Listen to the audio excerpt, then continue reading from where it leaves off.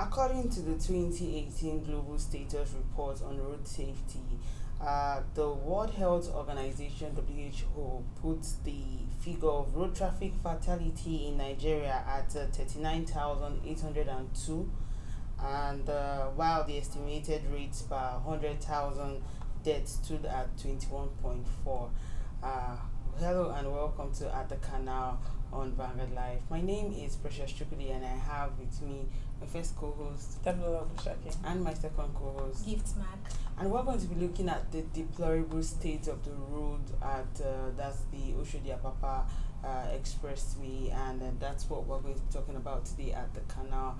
And I just read the statistics of global status reports about how people die, as a result of bad road, and also, heavy trailers who would, go on this road and then, fall by the wayside as well.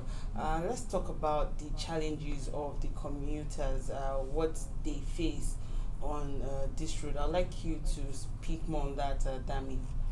Well, one of the challenges that just most of them actually face in that area is, long. I don't know, should I just say, just wasting of their time. It wastes their time a lot.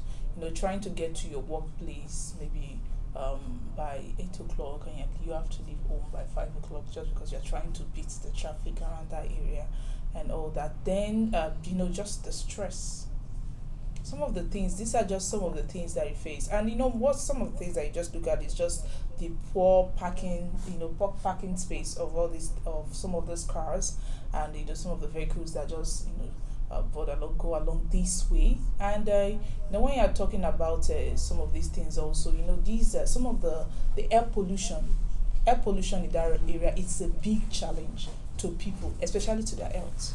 That is one thing I actually noticed, because I actually, for 2 years, I had to go through this road every day, going and coming. And you just find out that almost every weekend, you just have to take care of yourself very well. So that's one of the biggest challenge, your health.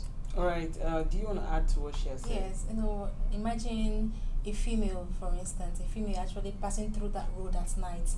The trailers, you see trailers parked there, and then imagine, and they camp there actually. These drivers, they actually camp there, they live there until it gets to their turn to actually, get the petrol for or whatever products they are there for. And imagine a girl that leaves work around 6 and maybe get to that particular place around 8. How, talking about her safety, the girl is always exposed to anything, like they could end up maybe stealing their bags, or maybe even raping these girls at night. So it's really bad. All right. I was listening to some persons share their personal experience of what they have gone through on that road, and there's a particular time when one of the tankers, fell on the road, and some of these people who go and who do this clearing and forwarding type of business, one of them was trying to pull out 2 cars away from the port and deliver it to the client, and he made he had told the client that he was going to get the car that day, and 2 of them, he spent over like 19 hours on that road trying to get just 1 car to his client. What happened? There was traffic as well as accident on the road. And this is what comes in the minds of a lot of people, that this is what's really going on around this area. And the fact that it's been a problem, looking at the fact that the government has, they keep saying that they are going to fix the road, and they fix this portion of the road, next thing the other portion is like getting bad already. But I'd like you to share if you have any personal experience whatsoever on that road, if you'd like to share. Okay, personally on that road, then when I do go to walk around that side, you have to stop then I stop mostly at Second Rainbow, or sometimes I just go straight to my 12. And one thing that I hated most in that area was just the bad odor at the bus stop. Because these people, they stay there, they've been living there. Let me just say, it's just like they're temporary residents. So they take their baths there. And you have to cross the road and you just see feces on the floor. Express. So when you're trying to go through that means now you see dirt on the road. So when you're trying to cross, you have to start you have to be careful of your steps. And one thing that almost happened to me one day was just like a particular driver, just sitting in his truck, and he just threw this banana peel on the floor. And the car was coming. I just tried to cross that, but I slipped. luckily for me, someone was at my back to hold me up. And Mm. cars were coming. I was trying to cross second rainbow. You understand? So because these people have stayed there too long, sometimes they just turn this thing to their temporary residence. They just misuse it and just look at the road anyhow. So sometimes you just look at them and say, I don't blame them or what, but the bad road condition and some of these things, I think they really need to look into it. So because it really affected a lot of, and it's still affecting them right now. So, You just spoke about the fact that you get to see like feces and whatnot Yeah. on the road, and it reminded me of when chairman of that area basically said that some of these tankers or trailers are supposed to get to the port to take Yeah. some of these cargoes and then start to take them to where they're supposed to take them to. They end up spending over more than how many days on the road, all packed, trying to just get into the port. Something that's not supposed to take them more than 3 days at most to get access to, but because of the bad roads, you see the pictures of this road in itself, you'll be amazed.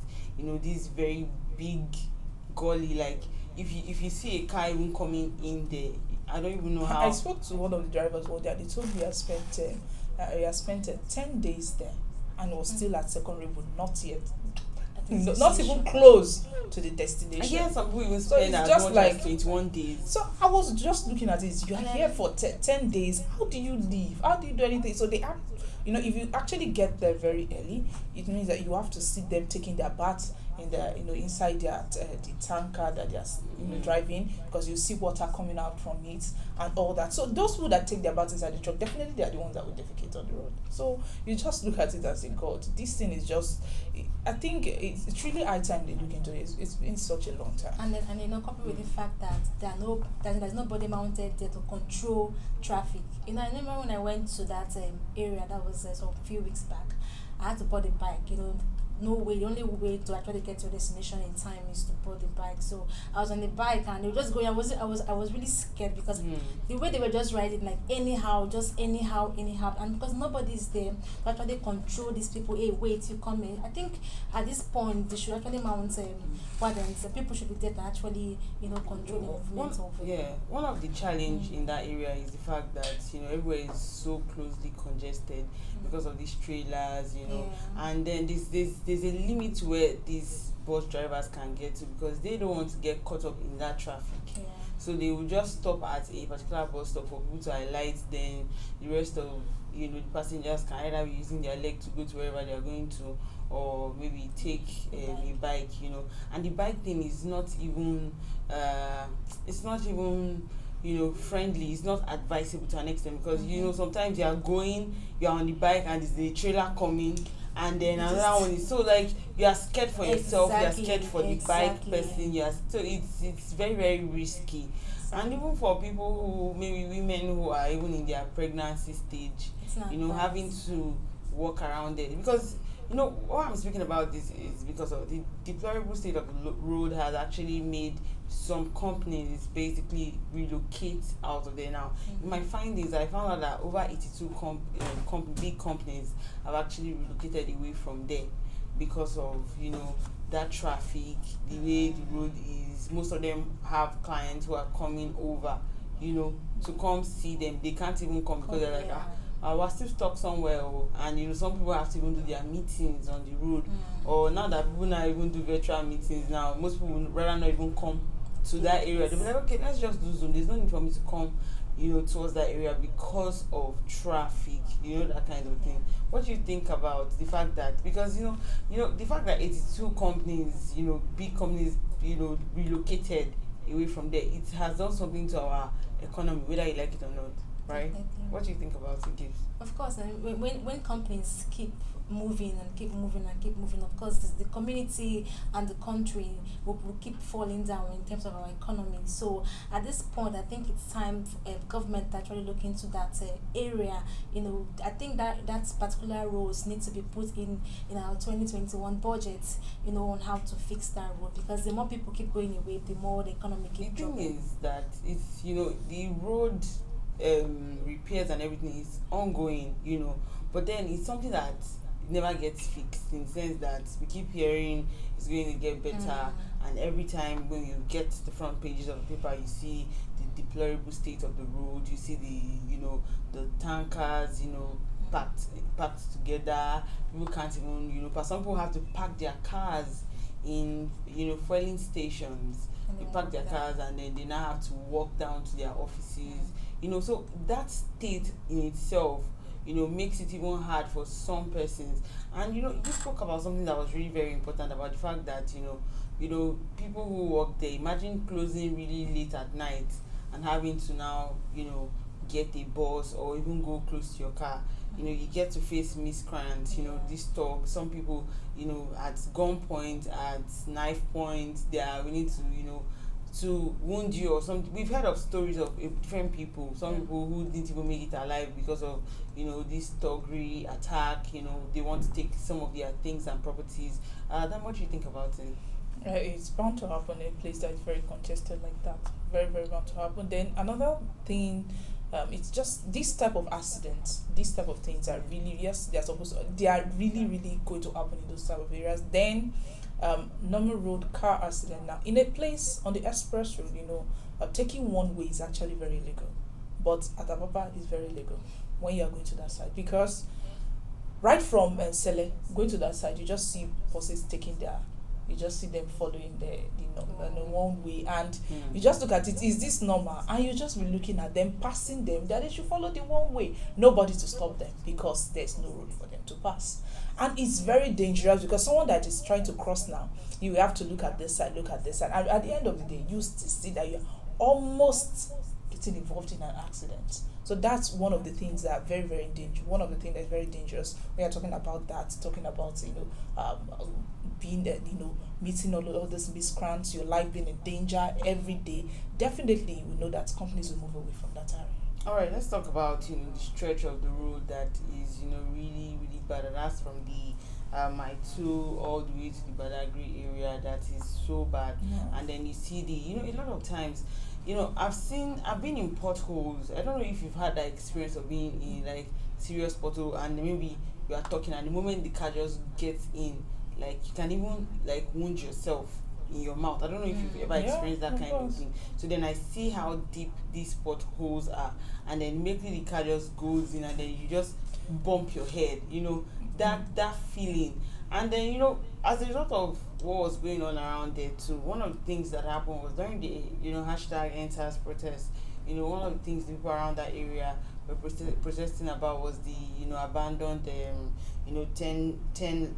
lane project that was supposed to be formed by the Lagos state government. And it seems to be that every time when there is the government is always quick to say, okay, we're going to do this, we're going to, don't worry, we'll give you by the end of the year. And then when you see what's going on, it doesn't look like it's by the end of the year project that will be completed. What do you think about it, Gift? They always say the end of the year. Of course, 2021 has an end of the year, 22 has, 23 has. So, but at this point, we are tired of hearing at the end of the year. It's high time that road get fixed. The road needs to be fixed, because Black Lives Matters. We keep saying this thing, Black Lives Matters. As why we say the Black Lives Matters, when you expose them to dangers, like Dami said, crossing the road, and you have to look left and right constantly before you hit the road, and still, so if you never guarantee yourself, because those drivers that do that run one way, the way they run, they don't run as if they are running on the one way, they run as if they are running on the right track. They are actually on the right track. So at this point, we should stop. Government should please look into this road. Now, sometimes they will give the contract to people, and at the end they will not actually execute it the right way. So at this point, I think government needs to not just giving the project out, the contract out rather, but then I think they should, manpower should be mounted. Like they should form a supervisory kind of team or group that will supervise those people that are actually responsible in the construction of the road. Monitor these people, because at times we just go there, pour whatever they can pour, and they are done. And then the next day the next month here will spoil, the other month, but because these people are not actually doing this job the right way. So I think the people handling that project should be monitored. They should be monitored. They should ensure that what they are doing is the right thing to do, because we want investors. We want investors, but we want both foreign investors. So how do we attract these people? We attract these people with our good roads. Do you understand? So government should actually now look into that project and make sure that that road is fixed. All right, let's just talk about, the state of these drivers, the fact that they have to be, coming from wherever you've gone to offload your cargo that you picked up, and then you have to spend like close to between 10 to even 21 days or even more on the road before you eventually, are able to pick up, the cargo or whatever you need to take to where you're going to drop it. And the fact that some of them, in that state, some of them their wife have to even come over, spend time with them there. Some of them even have girlfriends around there, because body no be firewood. In the normal man's balance, that's how it is really. This is a whole lot of psychological effect on them. The fact that they have to, go through all this. But before we talk more on that, let's just go on a very short break. We'll be right back.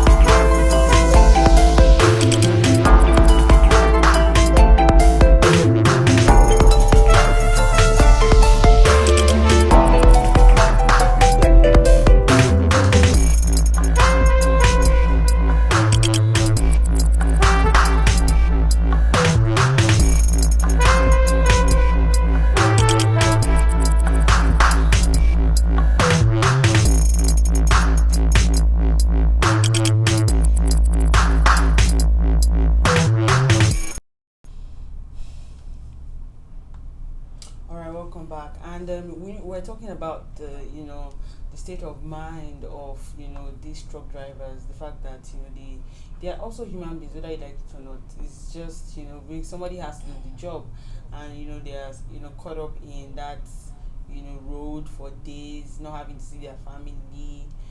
Some of them who have easy access to even get their wives and their girlfriends around, tell them, well, yeah, just come. Like I said, but no be firewood really.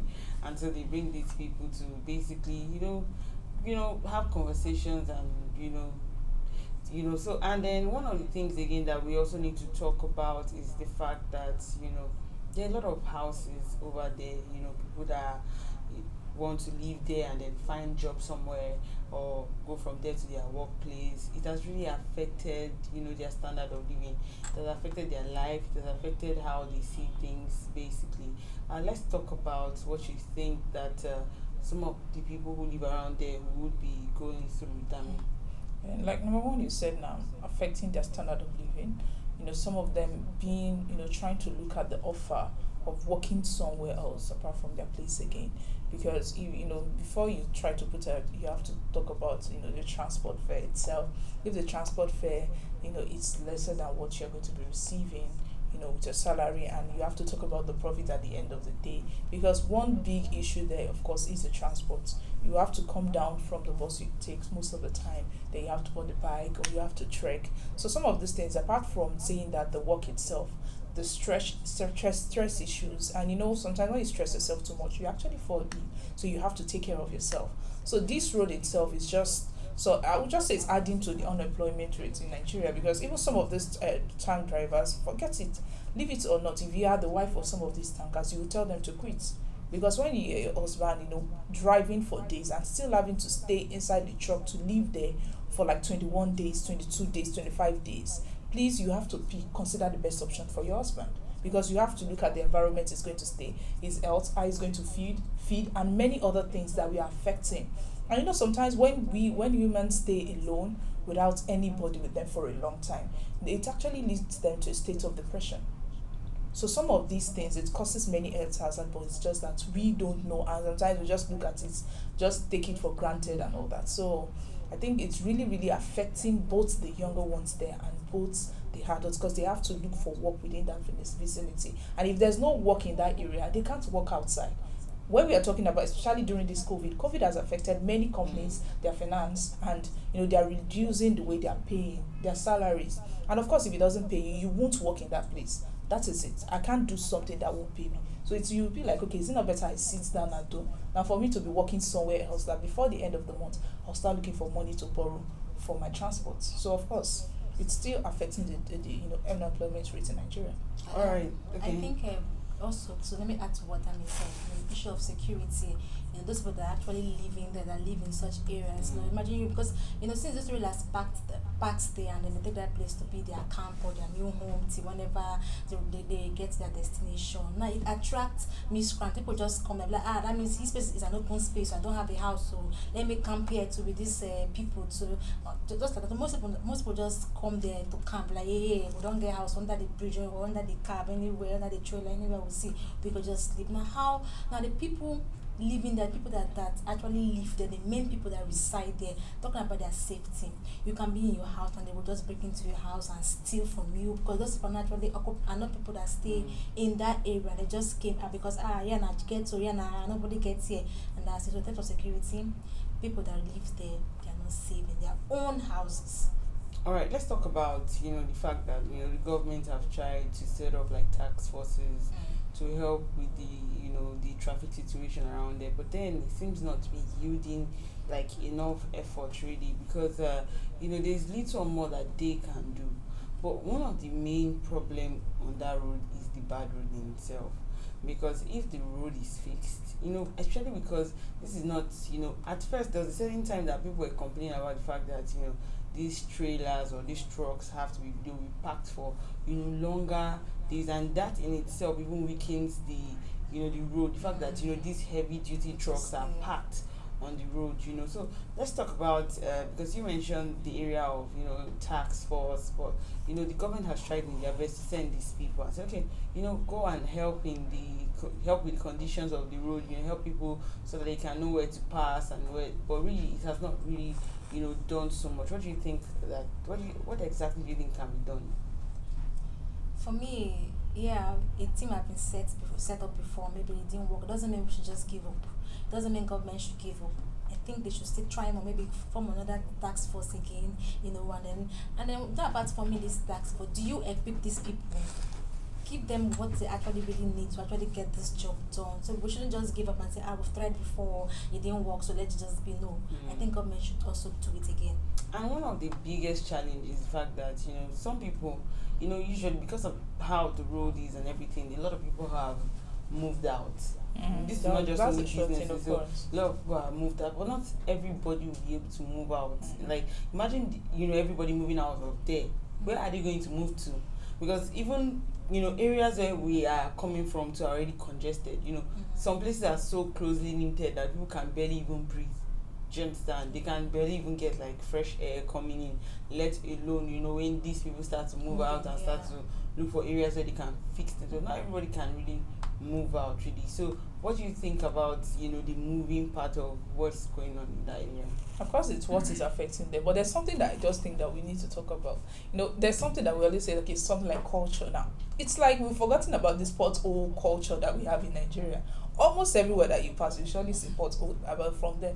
So it's like it's nothing new. Sometimes when you go to some place, you just look at, is this river in the middle of the road? I mean, what is this? Because you just see a large pothole with water there, and you'll be wondering if people can even swim there. Bet me if it is somewhere close to children, they will surely swim inside that place. So it's just we just need to address this pothole culture in Nigeria, not just in Apapa, not just there. We have many places that when you are going home, you have to think about your body pain, because when the balls just gonna start going up and down, when you get to mother, when you will force them, you feel that okay, someone is lying down on top of me, because you will feel so weak because of some of the stress you've had to go through due to the potholes.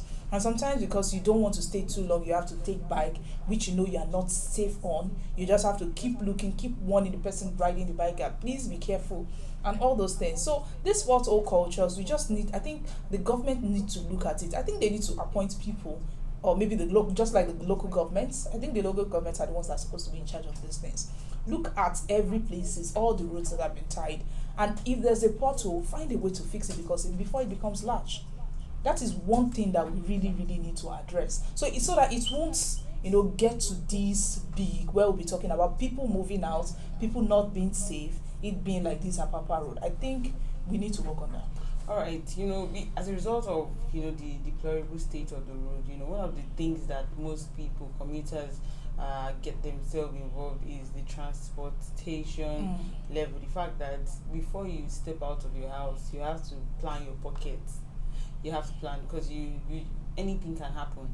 You can come out of that area and then find out that everywhere is so blocked, you can't move. So because of that, from one bus stop to another bus stop, they might be charging you as much as 300 naira or even 400 naira. And this is looking at the price of things in the market these days now, where they tell you that one bulb of onion is 100 naira and it's so small, and then you have to think of how you want to move about, and then put enough money in your pocket with the enough money that is not even available.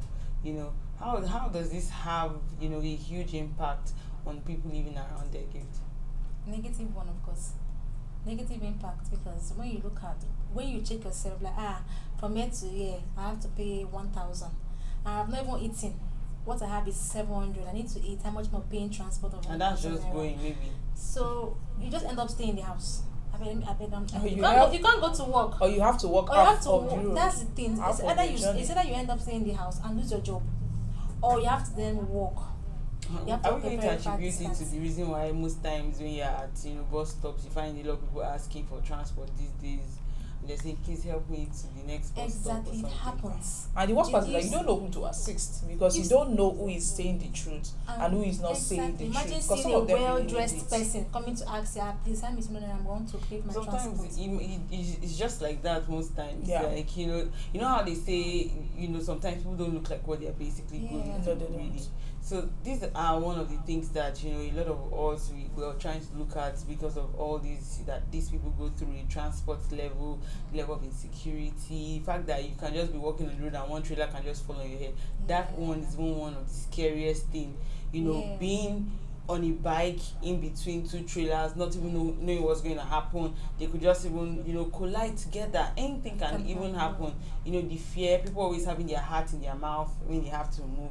But then let's talk about solutions, because it's one thing for us to basically be mentioning these problems, but we need to also proffer solutions. And we gave some solution earlier before, but I would like you to speak more on what exactly you think that the government can do, because this is something that the people around there would have to live with in a long while, pending when the road is fixed. But then there's something that has to be done while this is going on, and how some level of assurance that these people need to get that okay, we see what you're going through and we're working towards it, and we hope that something better will come. So what do you think? I think government Gift actually said it earlier that the government need to stop talking alone, but they need to take action. And taking actions also means that they should need to also follow up. Not just take action, just telling them, okay, we've given the contract to someone else, and you are not following up. Definitely, some of these people, they can't be trusted. So some of these contractors, they can't be trusted. So the only thing government needs to do is take action. Just stop talking. Take action. Don't talk alone. Take action and also follow up. That's my own what suggestion. Do you think? Like I said earlier, fixing the roads It's not a 1 day or a 2 day something or a 1 week something. So for the meantime, I think just get some people to actually help control traffic there. Bike here, you slow down here, you pass here, trailers here, and for now, let us keep people in that area safe. For now, that's All right, since we're talking about fixing the road, I would also like to say that we need to also find alternatives to cargo evacuation, not just on trailers. The trains, to all those things. They have, we need, other forms of transportation methods so that we can take off some of these trailers off the road, because really, as much as they have their own economic impact, it's not really safe to physically for people who stay around there. And with all this, help that we've rendered to the government and telling them what to do, we bring it a wrap on at the canal today. Remember that you can equally like, share, and subscribe on all our social media platforms showing on your screen, as well as if you want to find out up-to-date story. You can go to our website www.vanguardngr.com to find out more on our top stories. Till we come your way next time, I remain Precious Chukudi, and I have my co-host with me, Damlola Mushak. and my second co-host with me, Gift Mark. Thank you for watching.